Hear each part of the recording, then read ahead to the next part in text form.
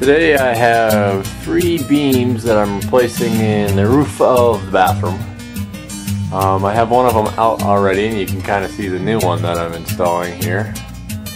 I have the roof propped up with some high-tech boards, some high-tech roof braces, and you can see how I'm kind of supporting the roof and jacking it up so that it's at the right level.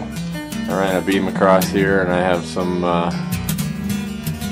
you can see. Anyway, I'm getting that jacked up so that it's all level, and I got 3 of them to replace. 1, 2, and then the third one's right there. Once I replace these, we can start on bigger and better things. So, beam number 1 replaced.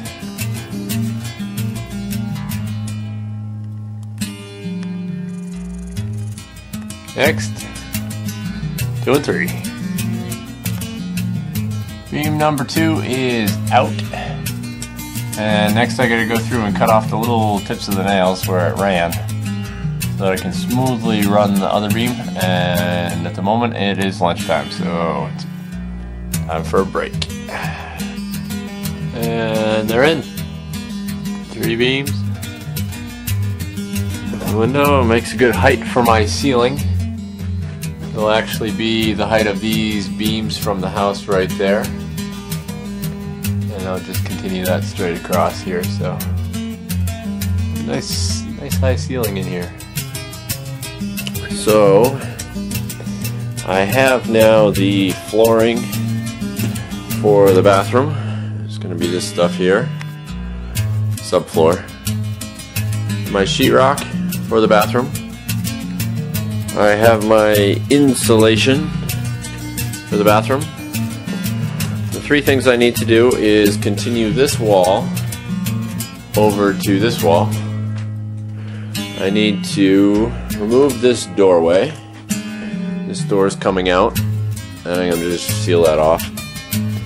And then the hole in the floor needs to get patched with support beams.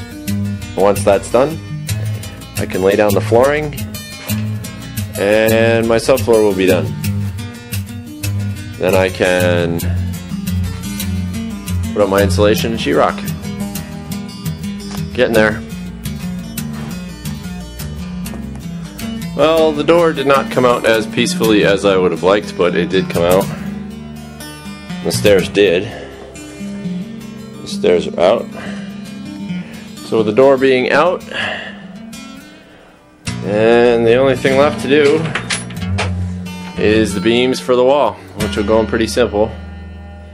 And then I can do my floor.